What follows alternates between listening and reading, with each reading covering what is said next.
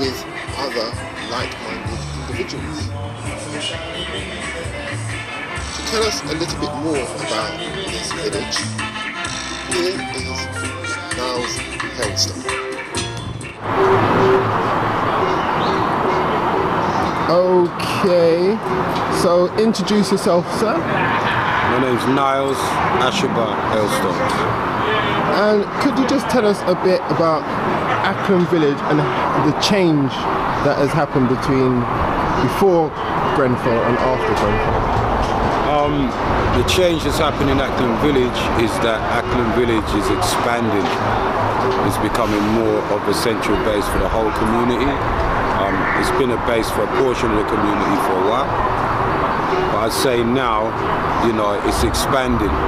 It's expanding. The family in Acklam Village is expanding, you know. Yeah. So, how did you come about to be in Acklam Village, and what was the difference before? Okay, all right. Well, it's a long story how we actually we came into this place here.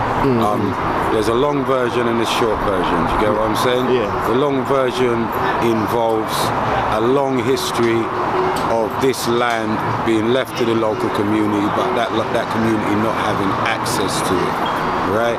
So that takes us back to 1971 when the North Kensington Amenities Trust was formed, which is now known as the Westway Trust.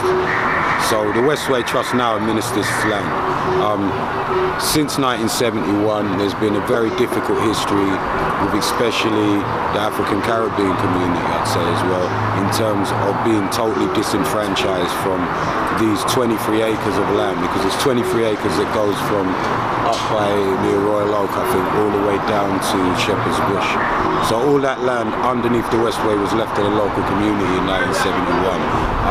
If you walk along this 23 acres now, you don't see much reflection of what that original culture is. So what's happened since the fire is with the community actually creating its own response to the fire.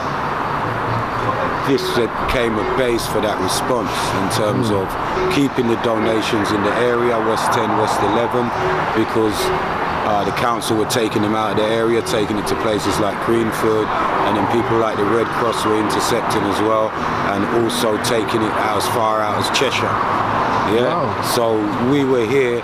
I had the keys for Bay 56, where we are now, for a meeting with a group that we formed about 3 years ago called Westway 23, which is a wide group of the whole community, diverse group of the community that was formed to defend issues that were going on the 23 acres that were limiting or totally excluding our access from the area and the local amenities that are originally there for us.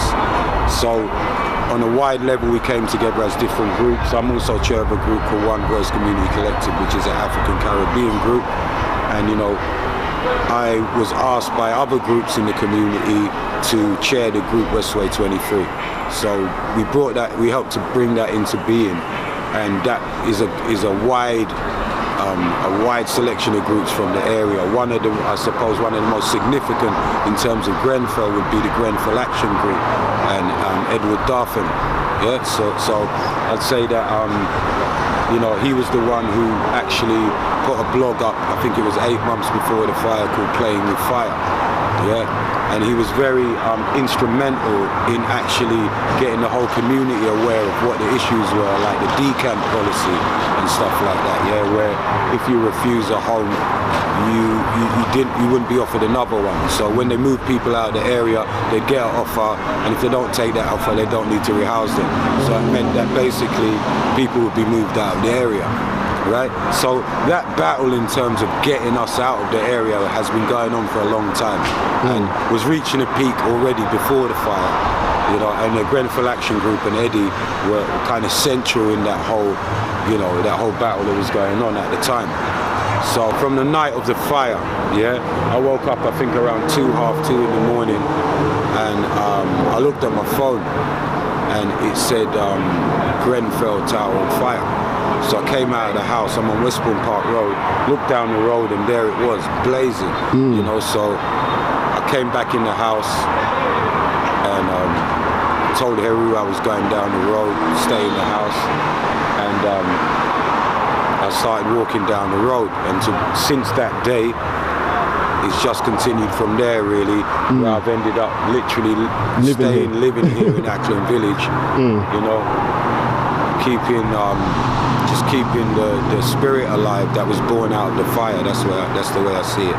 You know, there was an energy that came out of the ashes of Grenfell, which is, you know, is being symbolized as a phoenix and many other things, the Bennu bird, you know, the Sankofa bird, you know, and it's a new energy, you know, it's a rebirth of an energy, and we're trying to keep that alive as best we can, you know, and just make sure that energy, and it's an energy of independence as well, because the community had to create its own response with no training in that area that they had to deal with. None of us has ever had to deal with an aid response before, right?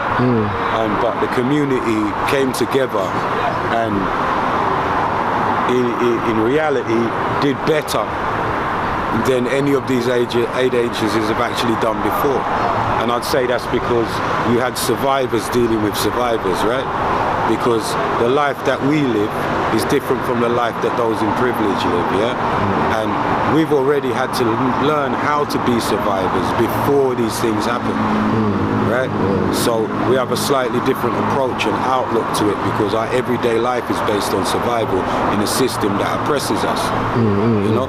So, you know, it's a bit different to somebody who's in a privileged position that doesn't necessarily have to work that hard, doesn't have to be accountable. Maybe he's in a job where you don't have to be accountable, you just have to toe the company line, yeah, like a lot of the local charities, right? So when things happen, they're not necessarily equipped to deal with them. Where the person who has had to learn to survive by using their wits and being spontaneous and being creative and being intuitive is far more capable of dealing with a situation like this than the person who's sitting behind a desk pushing a pen and isn't really engaged in anything other than the protocols of whatever organization they work for, claiming that they're doing work for the community or whatever they're doing.